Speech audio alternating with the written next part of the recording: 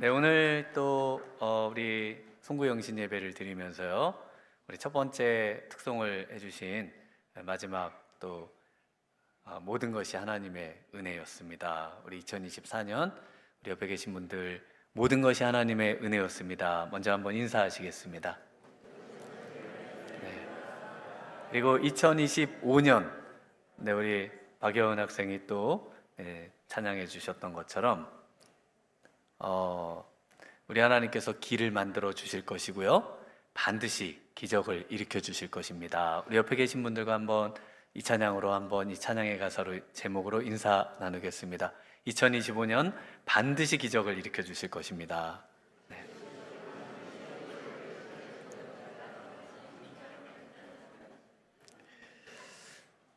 네, 오늘은 삶의 목적이라는 제목으로 같이 말씀을 잠시 나누도록 그렇게 하겠습니다. 네, 저에게 주셨던 어떤 분의 시집에 이런 시가 있었습니다. 시린 겨울밤. 한번 낭송해 드리겠습니다. 주님께 나 자신을 맞추지 않고 내 방식과 일치하는 주님만 받아들이곤 했습니다. 제가 당신을 닮아가는 것이 아니라 저를 닮은 당신이 제 안에 커가고 있음을 깨닫습니다. 네, 한 해를 돌아보면서 이 송구영신의 겨울 어느 날 깊이 자신을 성찰한 분의 시로 느껴졌습니다. 예수님을 삶의 기준으로 하여 우리를 평가해 본다면은 이 시인처럼 한 해 동안 주님을 닮은 내가 커갔던 삶이 아니라 저를 닮은 당신이 제 안에 커가고 있음을 깨닫습니다. 라고 고백할 수밖에 없지 않을까 싶습니다. 오늘 예수님의 삶의 목적, 우리 삶의 목표에 비추어 본다면은 우리의 삶은 주님의 관역과는 전혀 맞지 않는 관역을 빗맞추는 삶이 아니었는지 한 해를 돌아보면서 이 시간 우리 자신의 목적과 목표가 무엇인지를 생각해 볼 필요가 있겠습니다. 이 관역을 빗맞추다라는 이 말이 바로 헬라어로 하마르티아, 이것을 우리는 죄라 이렇게 부르고 있습니다. 이런 의미에서 먼저 우리가 한 마리의 잃어버린 양이고 또 예수님께 먼저 찾아지고 발견되어야 할 죄인 한 사람이라는 것을 이 시간 한번 먼저 생각을 해보면 좋겠습니다. 네, 우리 예수님은 잃어버린 한 사람을 찾으러 이 땅에 오셨습니다. 그 대상은요, 바로 저와 우리 성도님들이십니다. 이것이 우리 예수님의 삶의 목표고 또 목적이셨습니다. 그 한 사람의 가치는 얼마나 될까요? 양 한 마리, 그리고 그 다음 비유의 드라크마 하나, 이렇게 점점 증가되는 형태로 나아가다가 결국에는 바로 하나님의 자녀로 바로 그 양 한 마리를 소개해 주고 있습니다. 그러나 오늘 본문에서 이 양 99마리, 7절에서는 회개할 것이 없는 의인 99명, 죄인 나 하나와 회개할 것이 없는 의인 99명 하고 비교했을 때 우리 주님께서는 한 명을 더 소중히 여기시고 그 한 명을 찾아 나서는 것을 자신의 모든 삶을 거는, 그리고 자신의 모든 목적이라고 말씀하고 계시고 있습니다. 그러니까 양이 분명히 중요할 텐데요, 1대 99라고 하면은 99가 우리가 볼 때는 훨씬 중요하고 그 가치로 보더라도 죄인과 의인의 가치, 그래서 전혀 비교 대상이 되지 않을 것 같은데 우리 예수님께서는 바로 이 한 명을 가장 가치 있는 삶으로 생각을 한다는 것입니다. 오늘날의 시대는 무언가 양이 많고 무언가 가치 있는 것을 숫자로 표현을 하지 않습니까? 그래서 정의란 무엇인가라는 책에도 보면 브레이크가 고장난 폭주하는 그런 기관차 열차 이야기가 나오고, 그대로 가서 작업하는 인부 5명을 칠 것인지 아니면 방향을 틀어서 한 명만 정말 죽도록 할 것인지, 그런 고민의 문제로 그 이야기를 시작을 합니다. 여러분이 생각할 때도 많은 사람이 더 중요하고 많은 것이 더 가치 있다고 생각할 게 분명할 텐데요. 그런데 우리 예수님께서는 오늘날에 우리가 생각하는, 또 그 당시의 사람들이 생각하는 것과는 전혀 다른, 정말 그렇게 생각하는 것이 맞을까 싶을 정도의 이야기를 오늘 하고 계신 겁니다.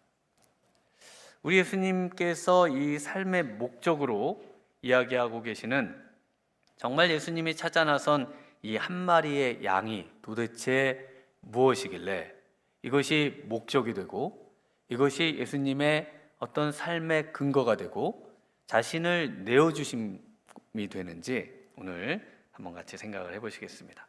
첫 번째는요, 이 한 마리 양을 우리 예수님이 직접 찾아 나서십니다. 그리고 예수님은 찾을 때까지 멈추지 않으신다 말씀하고 계십니다. 우리 4절을 한번 같이 읽어볼까요? 너희 중에 어떤 사람이 양 100마리가 있는데 그 중에 하나를 잃으면 99마리를 들에 두고 그 잃은 것을 찾아내기까지 찾아다니지 아니하겠느냐.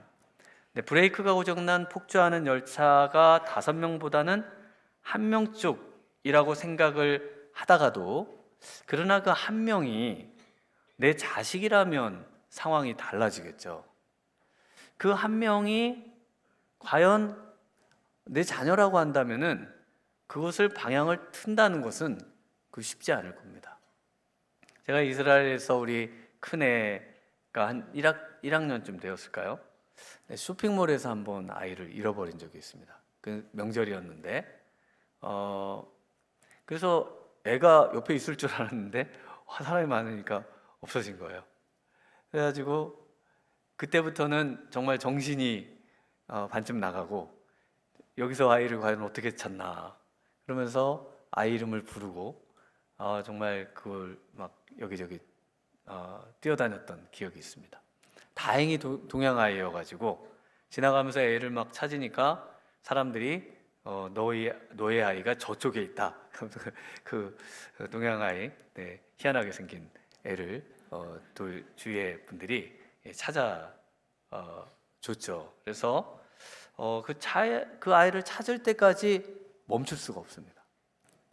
아마 자녀를 잃어버린 분들은 이 경험이 있으실 거예요. 정말 이 정신이 다 혼미하고 그 아이를 어떻게 찾아야 될지 모르지만 그래도 하여튼 뭐 어디든 뛰어다니면서 찾았던 기억들이 있으실 겁니다.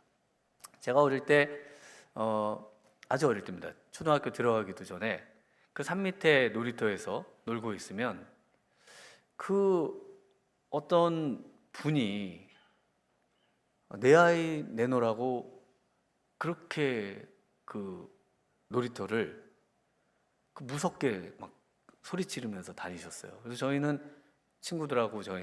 그분이 귀신인 줄 알았어요. 분명히 귀신이 산에서 내려와가지고 아이를 잡아가는 분인가 보다. 그래가지고 그 놀이터를 못 갔습니다. 너무 무서워가지고. 나중에 좀 큰 다음에 그분이 그때는 이제 좀 제가 크니까 그 동네를 또 돌아다니시는 거예요. 그래서 저희 어머니가 그분이 아이를 잃어버려가지고 정신이 좀 이상해지시고, 저렇게 그냥 미쳐가지고 놀이터면 놀이터, 아이들이 있는 곳마다 가가지고 자기 아이를 내놓으라고 그런다는 겁니다.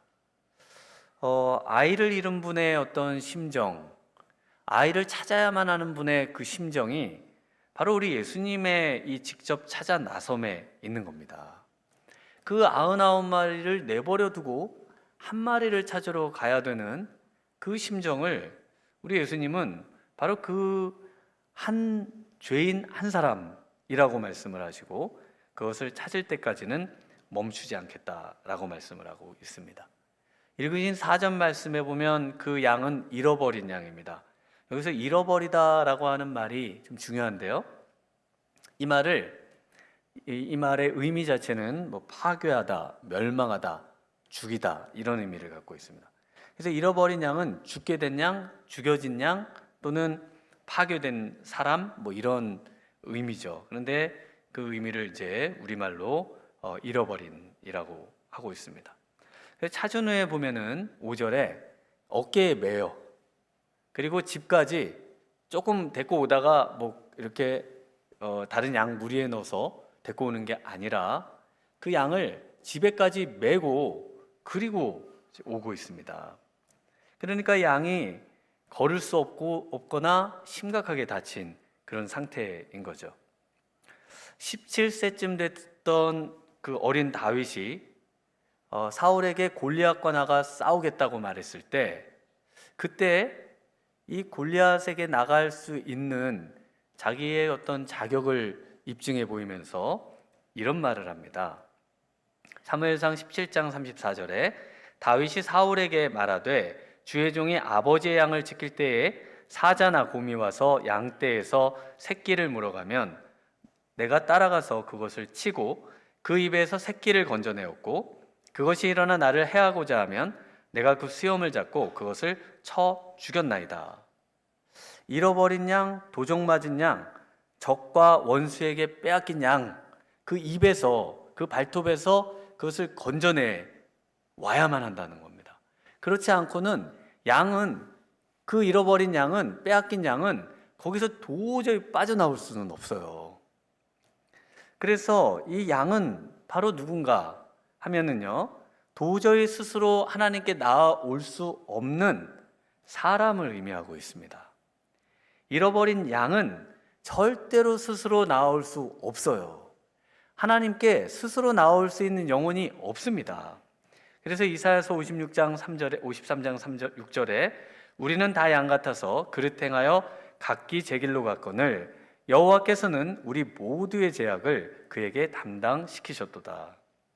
영적으로 죽고 상한 우리를 위하여 목숨을 내어주기까지 우리를 찾아 나서시는 선한 목자, 바로 그분이 예수님이심을 말씀하고 있습니다. 2024년 한 해도 우리를 찾아와 주셨지만요, 2025년에는 더욱 다급한 우리의 상황 가운데 찾아와 주시는 주님의 놀라운 은혜가 있기를 우리 모든 성도님들에게 있기를 주님의 이름으로 축원합니다. 이 찾은 양들을 어떻게 하십니까? 이 찾은 양을 잃은 양을 어깨에 메고 집에 데리고 옵니다. 우리 5절, 6절을 한번 같이 읽어보겠습니다. 또 찾아낸즉 즐거워 어깨에 메고 집에 와서 그 벗과 이웃을 불러 모으고 말하되 나와 함께 즐기자 나의 잃은 양을 찾아내었노라 하리라. 기독교가 로마의 국교가 된 후에 기독교를 상징하는 상징물이 있습니다. 여러분이 생각할 때 기독교의 상징물이 뭐였을 것 같으세요? 기독교의 상징물을 이제 교회 앞에 항상 이 조각상을 세워놨는데요. 그것이 바로 잃은 양을 어깨에 맨 예수님상입니다. 그래서 항상 기독교의 교회의 상징물은 로마가 멸망할 때까지 저 상징물이 모든 교회 앞에 저 상징물이 항상 있었습니다. 지금은 저희가 교회에 어떤 상징물로 이제 높은 곳에 십자가를 세우는 것으로 그 상징물을 사용하고 있지만요, 예수님 이후부터 모든 사람들은 교회란 바로 예수님이 잃어버린 양을 어깨에 메고 오는 바로 그 예수님을 기억하고 바로 그와 같은 교회가 되어야 된다는 것을 늘 상기했다는 것입니다. 왜냐하면 교회는 예수님의 몸이니까요. 이렇게 어깨에 메고 집까지 오는 이미지는요, 오늘 본문에서 비유다 이렇게 말씀을 합니다.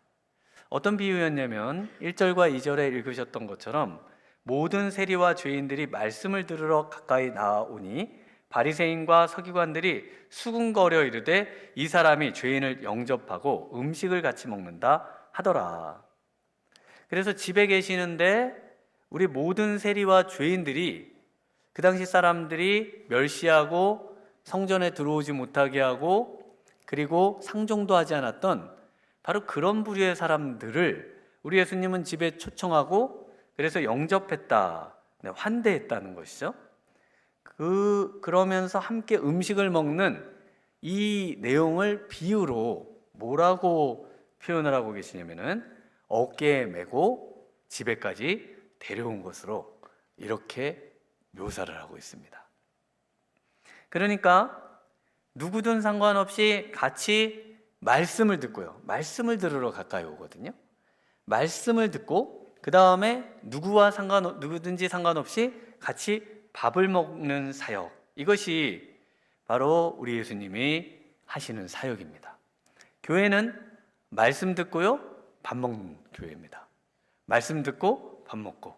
그래서 말씀만 듣고 집에 가시면 안 되고 꼭 교회에서 주는 국수도 드시고 또 1월 첫 주에는 떡국을 드리거든요.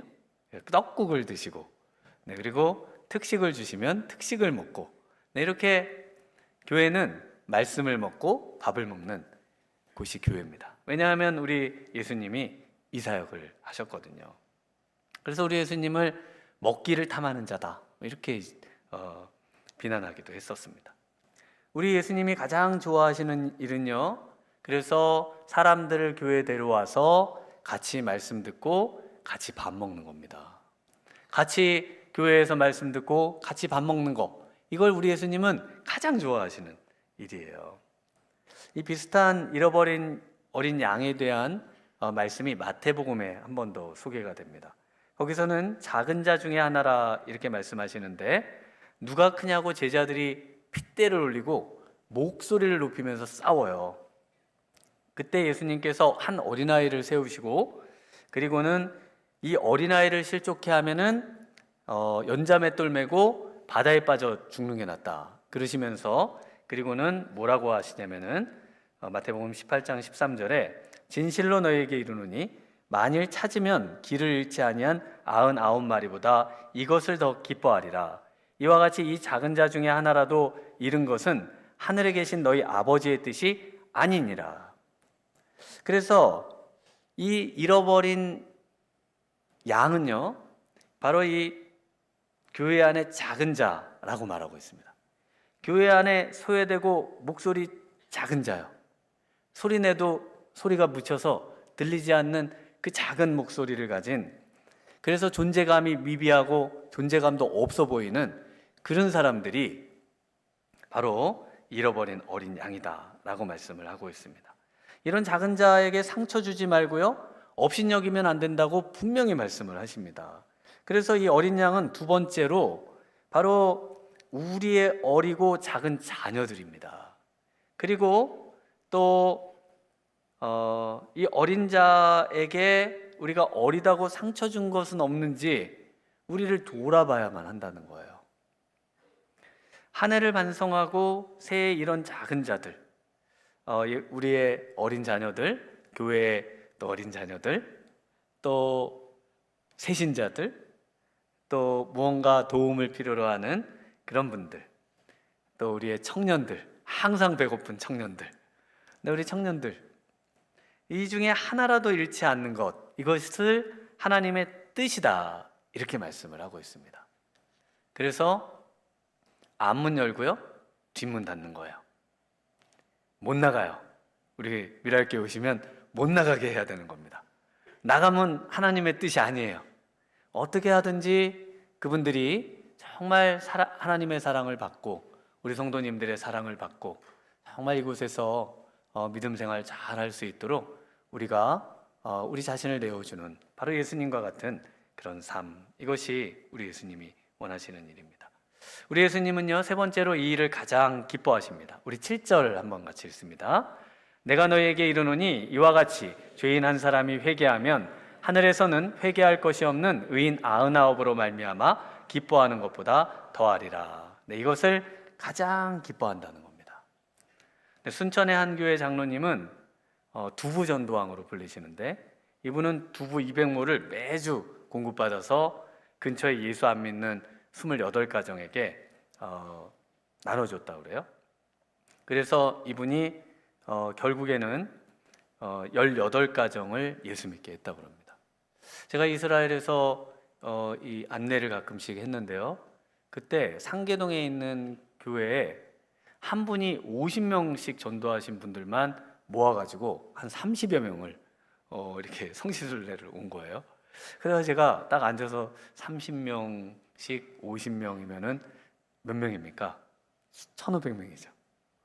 1,500명 교인의 교인을 모아놓으신 이 엄청난 분들이 이 뒤에 있는 거예요. 이분들 얘기하면은 전부 자기 그 전도했던 이야기, 막 등산 올라가서 커피 타주고 부침개 붙여주고 막 그렇게 해가지고 전도한 뭐 그 이야기들부터 어마어마한 전도의 이야기들이 쏟아져 나오고 정말 시간 가는 줄 모르고 그 3박 4일을 보냈던 그런 기억이 있습니다. 저도 제가 해금강에 처음 갔을 때요, 왜 이런 곳에 하나님이 저를 보냈을까? 송도가 처음에 갔더니 9명인 거예요. 아, 여기서 뭘 할 수 있을까? 그런데 이 12월에 갔는데요, 성탄절이 되니까 군부대에서 연락이 와요. 우리 군인들이 예배를 드려야 되는데 예배를 드릴 수 있게 해달라고. 그래서 그 초소에 40명 정도 있는 초소에 이렇게 데려왔습니다. 예배를 같이 드렸어요. 한 열 몇 명 됐던 것 같은데요.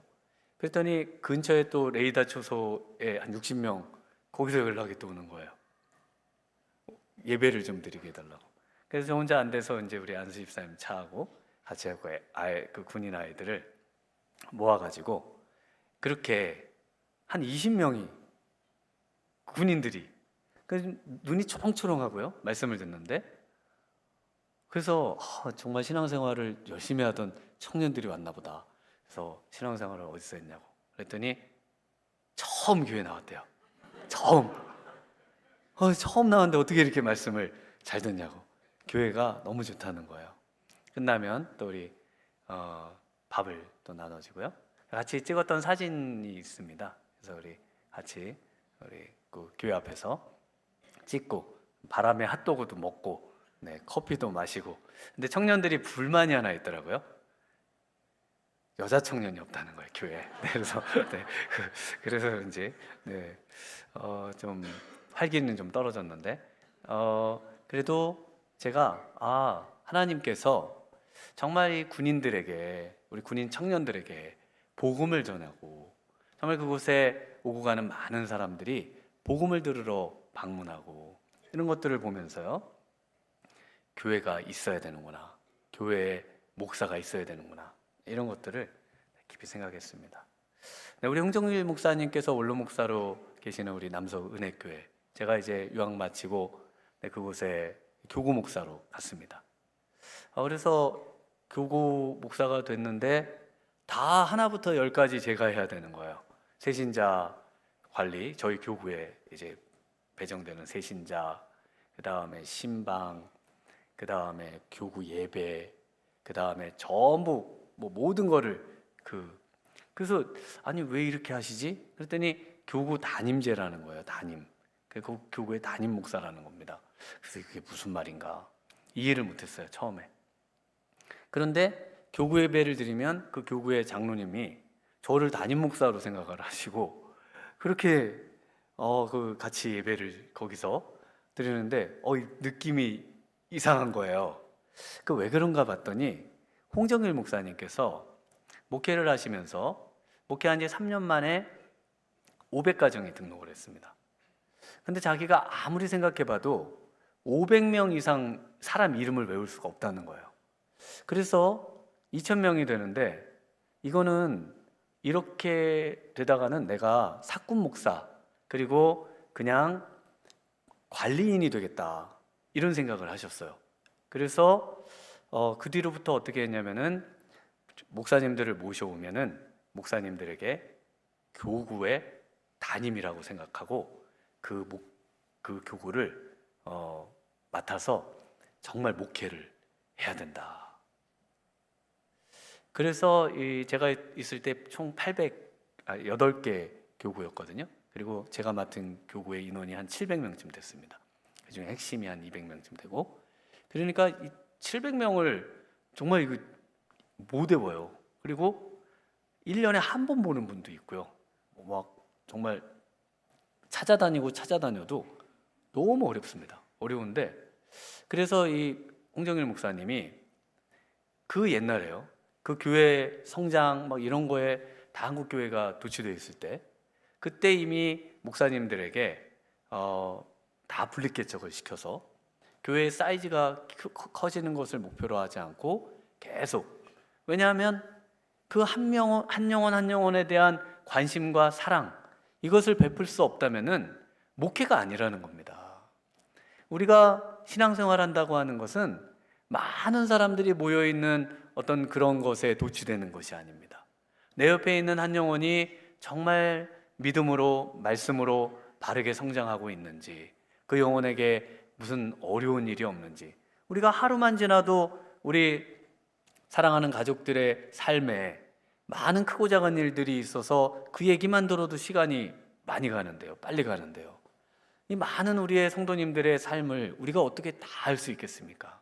함께 모여서 기도하며 그들을 위해 정말 관심을 쏟고, 그러나 무엇보다도 정말 한 영혼을 우리가 가슴에 품고 그들을 위해서 우리 자신을 내어주고, 우리 예수님이 하신 그 사명을 우리도 그것을 따라가며 사는 것, 이것이 바로 우리 예수님이 가장 기뻐하시는 삶이라는 것입니다.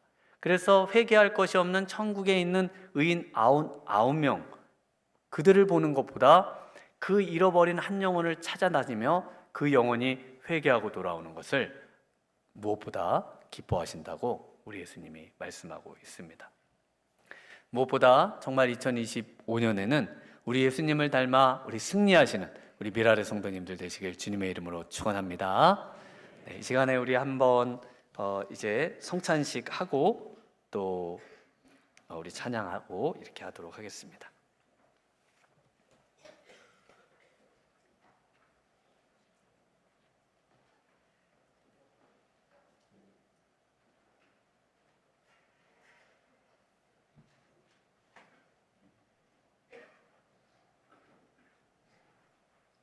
우리 좀 시간은 같지만요, 이 시간 우리 찬송가 149장 1절과 2절 찬양하도록 하겠습니다.